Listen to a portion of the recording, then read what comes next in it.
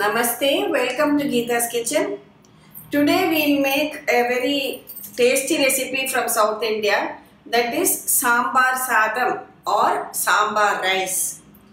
For this we require 1 cup of rice and half cup of Tuvar Dal.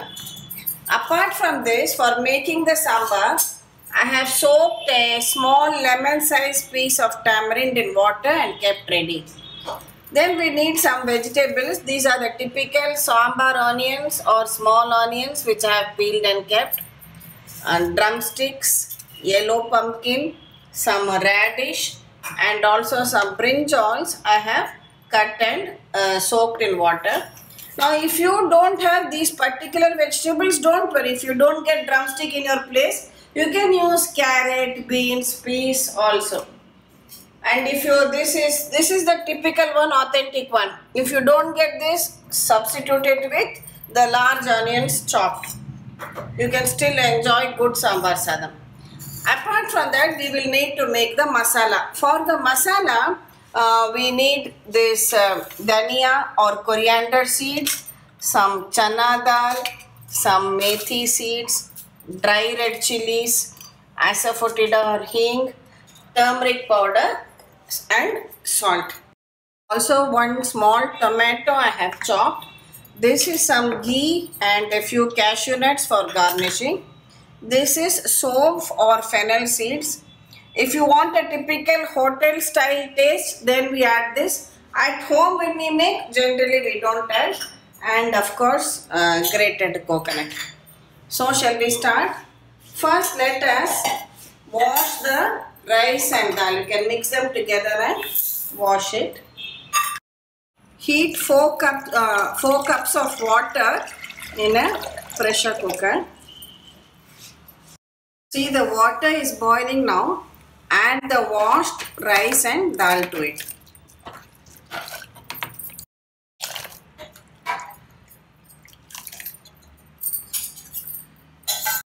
Cover it and cook it for 3 whistles on a medium flame. While the rice and dal are cooking, let us prepare the masala.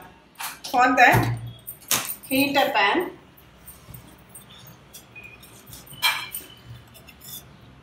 Add a spoon of oil to it.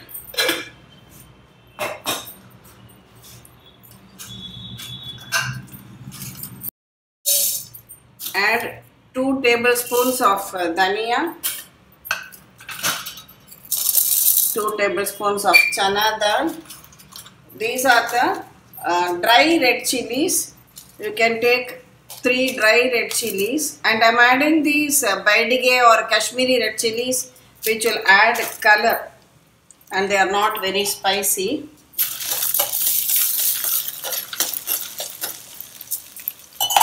Also half a teaspoon of Methi Seeds. Saute them together. Next add the grated coconut, and also I'll just take a few of these small onions, just about 4 or 5 of them. Fry them also in this oil. Add the tomato. See, adding tomato and onion while grinding really enhances the taste of the sambar rice. Just saute it for a couple of minutes together. Then we'll allow it to cool and grind it into a paste for the sambar. If you want to add somph, just take a teaspoonful and also saute it along with the other masala ingredients before grinding. Now keep this aside to cool. When cool, we'll grind it. Meanwhile, let us start making the sambar. Put the pan back on heat. Again, take a spoon of oil.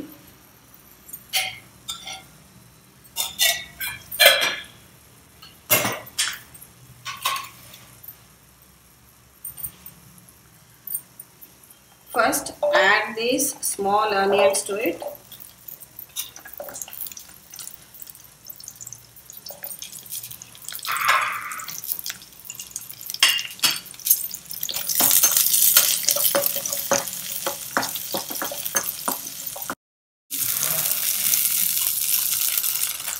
Next add the other vegetables also one by one.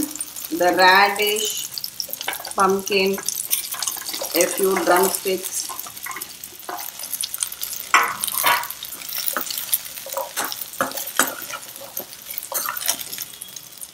and also the brinjal which we have cut and kept.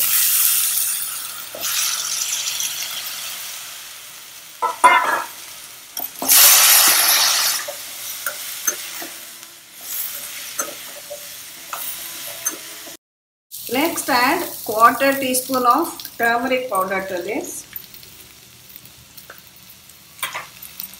And then we have to squeeze out the juice from the tamarind and add.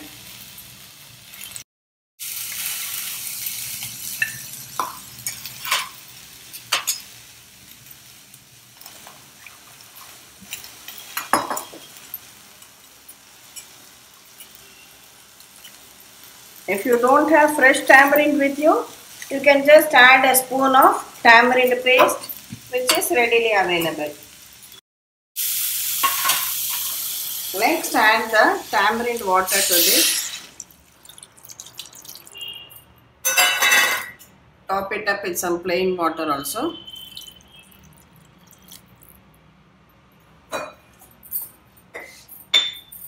Add salt.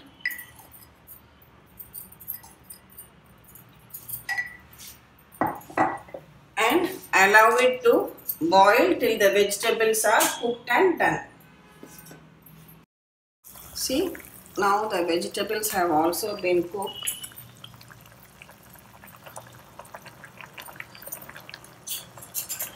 The ground masala paste, add it to this.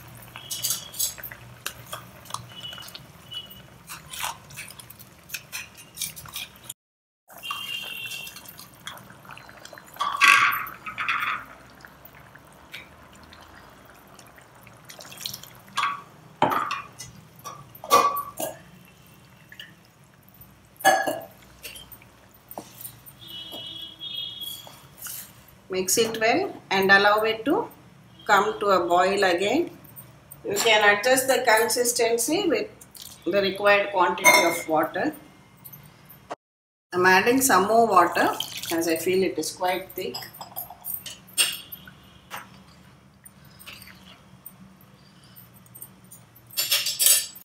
Meanwhile, let's have a look at the rice. Check if it's done. Yes, it's cooked very well. For tempering the sambar, heat some oil in a pan. The sambar has come to a boil and switch it off. Add mustard seeds, about half a teaspoon. A few methi seeds, one dry red chilli, and some hing,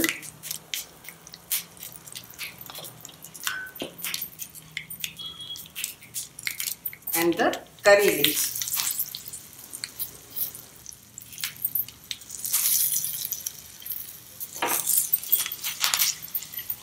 Pour it on top of the sambar.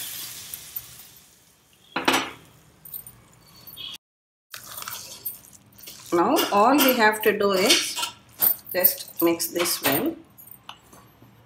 Pour this into this rice and dal, cooked rice and dal.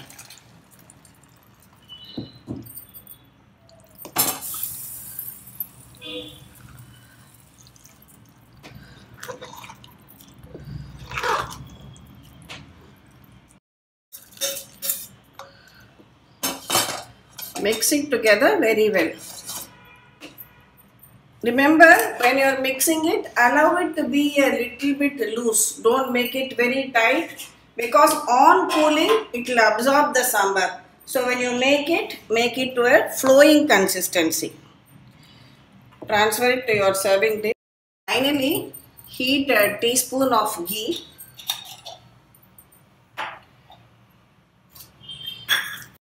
And fry about 1 or 2 tablespoons of cashew nuts and add to it. Pour this ghee along with the cashew nuts on top of it. So your lovely, tasty sambar rice is ready to be served.